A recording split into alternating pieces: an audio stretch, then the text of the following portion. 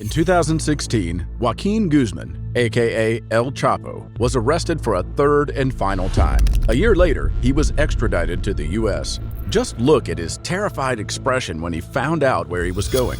He knew this time he wouldn't be able to escape from prison. El Chapo had reached the top of the illegal game by employing some of the most ruthless, violent, and scary hitmen out there. So here's the million-dollar question. What happened to El Chapo's hitmen after his arrest? And are even scarier ones emerging from the shadows? Or are the days of the Sinaloa cartel slowly coming to an end? During the 2010s, violence and the murder rate in Mexico skyrocketed. This was due to the government's war on drugs, the brutal retaliation on the cartel's behalf, and the bloody war between the Sinaloa and the Jalisco New Generation cartels. And the horrifying number of victims is in part thanks to Mario Iglesias Villegas. Mario was born in 1985. He entered the illegal world very early. By the time he was in his 20s, he was already a trusted servant of El Chapo's, and around the late 2000s, he made it to commander of El Chapo's hit squad. In September 2009, a man named Sergio Salcedo was kidnapped from his home in Horizon City. The U.S. Border Patrol had just confiscated a giant 670-pound white powder shipment, and El Chapo was convinced this was because of Sergio. Sergio was brutally taken from his home while his whole family watched. So did several children riding in a school bus passing by. A few days later, Sergio's lifeless body was found on an unpaved road in Juarez, with his severed hands sitting on his chest. The pictures are way too gruesome to show.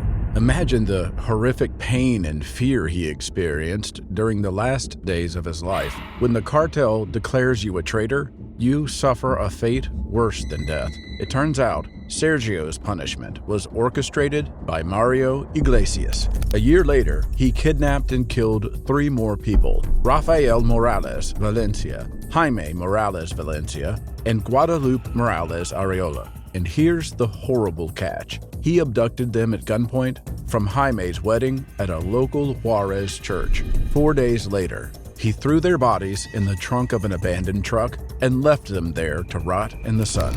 Mario didn't just follow El Chapo's orders. He took pleasure in creatively finishing his enemies. And it's people like him that cartel kingpins look to hire. The more violent, psychopathic, and remorseless, the better for the job. The U.S. Department of Justice said Iglesias' acts of violence allowed the Sinaloa cartel to control the Juarez corridor and successfully import cocaine and marijuana into the United States. Mario was so ruthless that even his fellow sicarios were scared of him. They nicknamed him the Grim Reaper, as his kill count surpassed anyone else's. An official number has not been made public, but it's north of 4,000. Most of them were victims of the war between the Sinaloa and the Juarez cartel. Imagine being such a prolific killer that you don't even remember how many you killed. Then there's all those that Mario ordered hits on. As the commander of the hit squad, he had a lot of assassins under him. If we were to add all those victims to his kill count, it's probably in the tens of thousands. Ironically, it was the kidnapping and murder of one American citizen, the groom from the church, that got Mario in jail. In 2012, he was arrested and found guilty of a very long list of offenses: narcotics, trafficking, money laundering, conspiracy to commit murder, and possession of firearms. Throughout a whole decade, his former sicarios testified against him, describing the gruesome violence and murders he committed. Yeah, cartels are dog eat dog. Nobody's your friend. And if you get caught, everyone will turn on you, hoping for a lighter sentence or a deal with the police. On March 3, 2022, 37-year-old Mario was found guilty of, well, all his charges. He was also convicted of conspiring to possess cocaine and import cocaine and marijuana, as well as another charge for conspiring to launder money. In addition, he was found guilty of conspiring to possess firearms and furtherance of trafficking crimes, conspiring to kill in a foreign country, and kidnapping. He will spend the rest of his life in prison. A Sinaloa cartel member and assassin connected to thousands of murders was sentenced to life in prison today. 37-year-old Mario Iglesias Villegas joined the cartel in 2008. He was the head of the cartel's sicarios, or assassins, until 2012 when he was arrested. Perhaps Mario could have avoided U.S. prison if El Chapo wasn't already a prisoner of the Florence Supermax. Or perhaps El Chapo would have gladly thrown him under the bus. Jose Antonio Torres Marufo started out as a drug trafficking freelancer in the Villa Ahumada region in northern Mexico. As a trafficker, Torres Marufo paid a tax to Sergio Garduño Escobedo, a former Chihuahua state police commander known as Coma or Comandante, for permission to move drugs through the Juarez corridor into the U.S. Indeed, cartels and traffickers often rely on corrupt police officers to do their dirty bidding.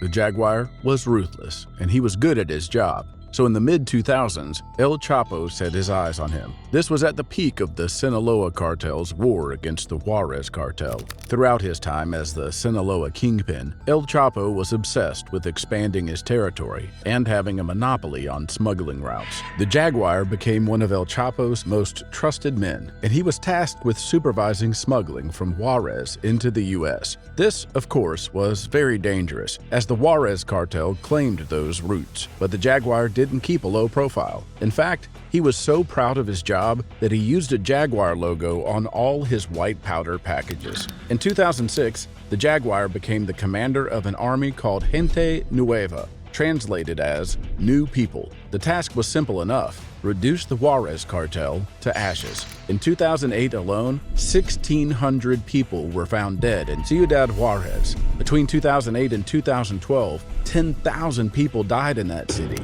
And during this time, the Jaguar was the Sinaloa cartel's regional boss in Juarez. I know what you're thinking. Hey, that's the same time span as Mario Iglesias' commander stint. Yep, the two were buddies. What's more, the Jaguar and Mario carried out the kidnapping and murder of Jaime Morales Valencia and his family from his wedding that day. Of course, all lives are equally precious, but because he killed an American citizen, the DEA had a reason to track him down. The El Paso division of the DEA listed him among its most wanted fugitives. And when they looked at his past, they realized he was one of the most feared hitmen of the Sinaloa cartel. He didn't just dabble in smuggling routes. El Chapo had made him regional boss because he knew he would enjoy butchering his adversaries and securing the roots of the Sinaloa cartel. And in 2009, he did the absolute worst. He and his Gente Nueva army barged into a drug treatment clinic in Juarez and dragged 20 patients out at gunpoint. They lined them up against a wall and them dead. This earned the Jaguar a serious indictment. In 2012, just like his former buddy Mario, Jose Antonio Marufo was arrested in León. In 2019, the Jaguar was extradited from Mexico and sentenced to 40 years behind bars in an El Paso federal prison. El Chapo's most trusted hitmen were slowly arrested or killed one by one as the Mexican government declared an ambitious war on drugs. But El Chapo stayed at the very top of the cartel game up until his 2016 arrest, and the Sinaloa cartel remained the dominant cartel in Mexico. You guessed, he continued to recruit the very worst sicarios, as his older ones would be put behind bars. Enter Orso Ivan Gastelum, known as El Cholo, not to be confused with Carlos Enrique Sanchez, also known as El Cholo, the head of the Nueva Plaza cartel, who was brutally killed by the CJNG cartel. As the Sinaloa cartel grew even bigger, El Chapo wasn't happy with only having brutal hitmen under his command. He needed a smart lieutenant, someone who could murder and order hits at the same time. El Cholo Ivan was the perfect candidate for the job. He had already killed and maimed his way to the top of the Sinaloa pyramid. As the commander of the Sinaloa hit squad, everyone reported to El Cholo. He commanded all the various armies of the Sinaloa over the regions they controlled, and he was so powerful that he could bribe authorities big enough sums to keep him out of prison twice. In 2005, he was arrested for gun possession, but his sentence was reduced to ashes after he bribed the judge. 3 years later, he was sentenced to several years in prison after commanding a shootout with the Mexican police. So El Cholo hosted a prison party, which was in fact a decoy for an elaborate prison escape. He barely spent a few months in prison, and somehow the authorities didn't track him down after his escape. In 2012, he once again evaded the police, but at the price of his girlfriend's life. The police started chasing El Cholo after he escaped a raid on a Sinaloa safe house. When they had him cornered, 22-year-old Maria Flores got out of the car and started shooting at the officers, but she was soon gunned down after being used by El Cholo as a human shield. Almost as if he had no feelings, El Cholo ran from the scene as soon after. In 2015, El Cholo helped his boss, El Chapo, escape from prison. This was El Chapo's second prison escape. This time, he'd escaped in a laundry cart after bribing prison guards. The second time, it wouldn't be as easy. He had a whole team working for him, even his wife, who bought a property on a patch of land that his complex tunnel led to, straight from his prison cell. El Cholo collaborated with El Chapo's son, Ivan, and they both waited for El Chapo on the other side of the tunnel. El Cholo guided El Chapo to a fresh hideout and offered him medical care while he was recovering from injuries sustained while escaping. Then, El Cholo protected El Chapo for almost a year while the authorities and rival cartels were closing in on him. He commanded police ambushes and attacks on anyone who posed even a minor threat. But nothing lasts forever, and El Cholo's horrific violence would come to an end too. You see, El Cholo made a big mistake. He brought El Chapo to a hideout in Los Mochis. Los Mochis was another cartel's territory, belonging to Fausto Isidro Mesa Flores. Fausto had wanted El Chapo dead for a long time, and when he found out he was hiding in his territory, a huge shootout ensued. Lots of people died. And even if El Cholo and El Chapo escaped, they had attracted enough attention for the authorities to move in. On January 8, 2016, the Mexican army raided their hideout and arrested both El Chapo and his trusted lieutenant, El Cholo. They were bruised, battered, tired, and hardly dressed. But this wasn't a time for sympathy. They had killed thousands of people, and they continued to take lives even after El Chapo's escape from prison. You'd think they'd lay low if they wanted to escape justice. During El Chapo's U.S. trial in 2019, a phone conversation between him and El Cholo was played to the jury.